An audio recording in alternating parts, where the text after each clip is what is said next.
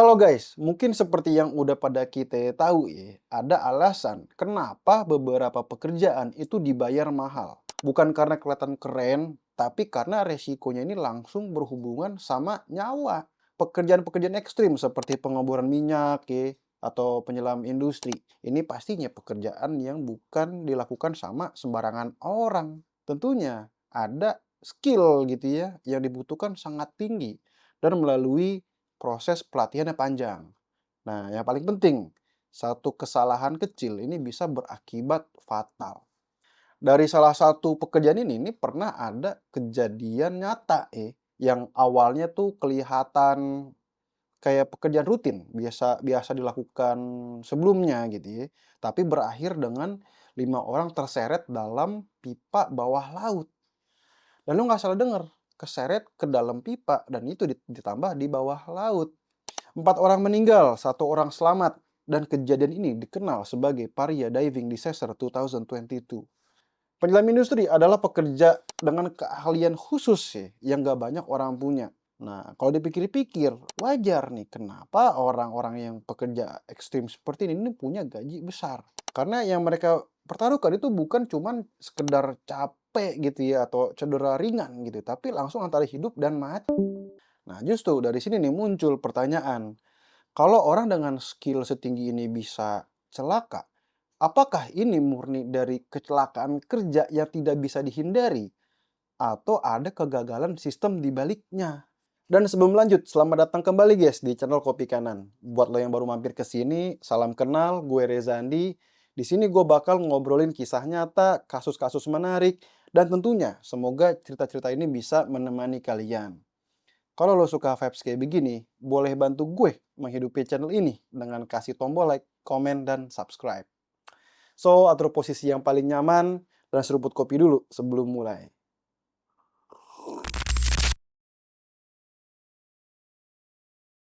Biar kebayang nih kenapa kejadian ini bisa terjadi. Kita mesti ngerti dulu bagaimana pekerjaan ini dilakukan di lapangan.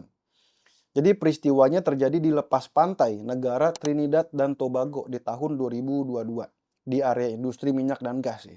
Ini tuh wilayah operasi milik perusahaan yang bernama Paria Fuel Trading Company. Ini perusahaan energi milik negara ya, ini alias BUMN-nya si Trinidad dan Tobago. Nah, buat yang nggak tahu di negara itu di mana ya. Jadi ini tepatnya tuh di pulau-pulau kecil Karibia ya, di dekat sama Amerika Selatan. Di hari itu, Paria menugaskan 5 orang komersial diver untuk melakukan perbaikan pipa gitu ya, secara rutin. Dan pekerja tersebut yaitu Kazim Ali, Fizal Kurban, Rishi Nagasar, Yusuf Henry, dan Christopher Boodram. Jadi ini mereka bukan penyelam rekreasi, tapi lebih ke penyelam industri yang emang terbiasa bekerja di ruangan sempit, gelap, dan bertekanan tinggi. Nah, ini pipa yang mereka kerjakan ini tuh nggak langsung terbuka ke laut ya. Jadi di salah satu bagian pipa ini tuh terhubung sama chamber ya atau semacam ruangan kecil gitu ya di dalam laut. Nah, untuk menjangkau si chamber ini para penyelam mesti nyelam terlebih dahulu gitu ya dari permukaan, baru kemudian masuk ke ruangan tersebut dan bekerja di dalamnya. Dan chamber ini tuh emang biasa dipakai sama orang gitu ya, karena di dalamnya itu ada ruangan yang berisi udara. Nah, ini mirip-mirip cara kerja itu kayak helm penyelam gitu ya. Selama nih tertutup rapat gitu ya dan tekanannya seimbang di dalam laut tuh nggak bakal masuk tuh si air tuh. Secara kasat mata nih kondisi di dalam chamber ini tuh terlihat aman gitu ya. Nggak ada air yang menerobos masuk ya, nggak ada arus aneh dan tidak ada tanda bahaya. Aman atau tidaknya nih si chamber ini tuh bergantung pada satu hal. Pipa yang terhubung di dalam ini mesti bener-bener dimatikan atau tidak ada bertekanan. Nah, mungkin kalau dibikin sederhananya itu kayak konsepnya gitu ya, mirip kayak keran air sama selang gitu ya. Selama nih si kerannya tertutup, nah otomatis si selang itu tidak ada tekanan gitu. Begitu mulai dibuka gitu ya keran airnya gitu ya, walaupun sedikit gitu itu dibuka. Nah, ini langsung tuh tekanan di selang tuh langsung berasa, langsung agak tegang dikit itu kalau dipegang. Nah, di kasus ini nih si pipa di dalam chamber itu ibaratnya kayak si selangnya. Dan sebelum pekerjaan dimulai, semua pihak tuh berasumsi bahwa kerannya ini sudah benar-benar ditutup. Alias nih si pipa sudah diisolasi, tekanannya hilang dan aman untuk dikerjakan. Kelima penyelam sudah berada di dalam chamber dan mulai menjalankan tugasnya. Komunikasi berjalan normal dan salah satu dari mereka ini bawa kamera perekam ya untuk mendokumentasikan pekerjaannya. Nah, ini sebagai bagian dari prosedurnya nih, emang mereka itu mulai melonggarkan katup yang ada di dalam pipa. Dan ini emang wajar dan harus dilakukan gitu ya. Nah, dengan asumsi bahwa si pipanya ini benar-benar sudah aman. Selama katup masih tertutup, ini kondisi di dalam chamber tuh masih terlihat stabil ya. Nggak ada air masuk, nggak ada arus ya, nggak ada tanda bahaya apapun. Tapi stabilnya kondisi ini tuh bergantung pada satu asumsi bahwa tekanan di dalam pipa itu benar-benar sudah aman. Nah, kenyataannya sistem pipa tuh masih ternyata menyimpan tekanan yang berbeda gitu ya. Dan gak kelihatan secara kasat mata. Nah, begitu si katupnya ini mulai dilonggarkan, keseimbangan tekanan langsung hilang. Nah, ini tekanan air di laut itu kan jauh lebih besar dibandingkan tekanan yang ada di dalam pipa ya. Jadi pas begitu jalur kebuka, nih si tekanan yang lebih besar gitu langsung mendorong air gitu ya masuk ke dalam tekanan yang lebih rendah. Nah, dan dorongan ini nih terjadi sekaligus ya dan kuat. Persis kayak si air yang langsung masuk ke dalam helm penyelam di kedalaman ketika ada segel yang kebuka gitu ya. Karena ada perbedaan tekanan gitu. Dan ini tuh biasanya disebut sebagai delta P ya, atau differential pressure dari sains ya, dari fisika seperti itu. Jadi dia biasanya nih ada air bergerak dari tekanan yang lebih tinggi tuh ke tekanan lebih rendah. Dan karena si para penyelam ini berada tepat di jalurnya si pipa ini, nah akhirnya mereka nih langsung kedorong ke arah yang sama. Dalam hitungan detik, 5 penyelam itu langsung tersedot ke dalam pipa. Apa yang terjadi setelahnya? Berlangsung di dalam sistem pipa ya. Ruang industri yang sempit, gelap, dan emang tidak dirancang untuk manusia. Nah, ini pipa ini bukan pipa yang keisi air sepenuhnya nih, biar kebayang nih ya. Nah, jadi dalam kondisi normal ini pipa digunakan untuk menyalurkan material minyak dan gas. Nih, di dalamnya tuh masih ada campuran residu minyak, air, dan ruang udara yang terjebak di beberapa sistem bagian.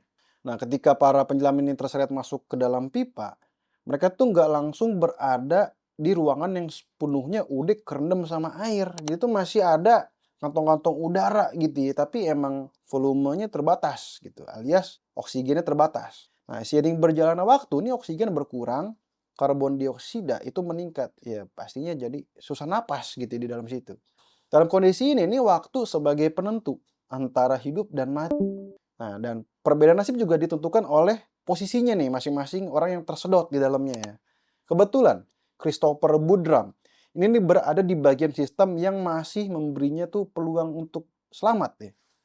Berdasarkan kesaksiannya, dia tuh tidak langsung kehilangan kesadaran gitu ya, nggak langsung pingsan pas begitu kesedot gitu ya dalam pipa. Nah, ini ketika pas begitu arusnya tuh berhenti ya, si Christopher Budram tuh berada di area pipa yang masih memiliki ruang udara. Dan ada juga tuh dia jalur yang masih kehubung sama chamber. Nah, daripada nih ya si Budram ini bergerak cepat gitu ya. Ini dia berhenti sejenak dulu ya mengendalikan nafasnya. Karena kalau dia terlalu tergesa-gesa, ini oksigen makin berkurang dan otomatis tuh makin susah untuk bernafas. Nah, dengan kondisi ini seperti ini akhirnya nih si Budram ini bergerak pelan-pelan ya mengikuti struktur pipa gitu ya dan menghindari gerakan-gerakan yang tidak perlu biar nggak boros gitu si udaranya.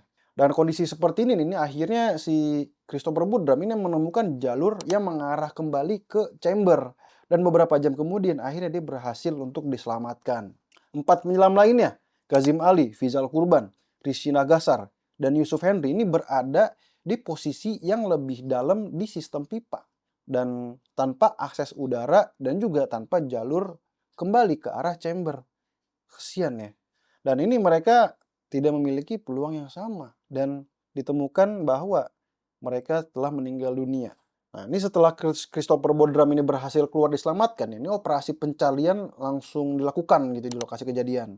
Tim penyelamat dan pihak berwenang ini langsung menyisir area sistem pipa tempat kejadiannya si para penyelam ini tuh kesedot. Proses pencarian dan evakuasi ini berjalan selama 24 jam ya. Dalam waktu tersebut, ini satu persatu jenazah dari keempat korban ya yang tidak bisa diselamatkan ini akhirnya ditemukan. Tidak ada upaya untuk melakukan penyelamatan lanjutan ya yang memungkinkan untuk dilakukan terhadap para korban yang ditemukan karena emang sudah parah kasusnya.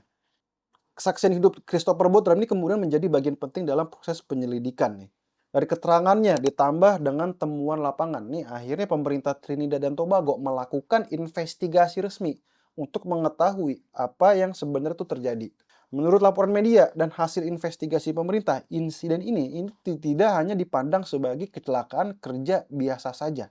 Jadi ini penyelidikan ini menyimpulkan adanya kegagalan sistem yang serius gitu ya terhadap para penyelam atau pekerjanya yang bekerja dalam kondisi berbahaya tanpa perlindungan yang memadai.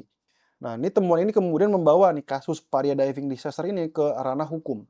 Dan Paria Fuel Trading Company, ini si perusahaan BUMN ini yang bertanggung jawab atas hasil tersebut akhirnya menghadapi proses hukum ya dan tuntutan atas pertanggungjawaban. Nah, terjadi ini akhirnya berubah menjadi skandal keselamatan industri nasional sekaligus pemicu evaluasi besar-besaran ya terhadap standar keselamatan kerja di sektor energi. Dan itu dia guys, cerita tentang semengerikan apa profesi dengan bayaran tertinggi.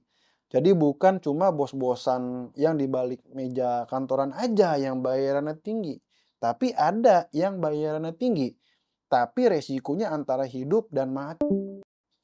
Nah, kalau lu suka kasus-kasus menarik kayak begini, boleh drop di kolom komen kasus apa lagi yang enak buat dibahas di episode berikutnya. Terima kasih banget yang sudah nonton sampai di sini. Gue Reza Zandi dari Kopi Kanan dan see you on the next video.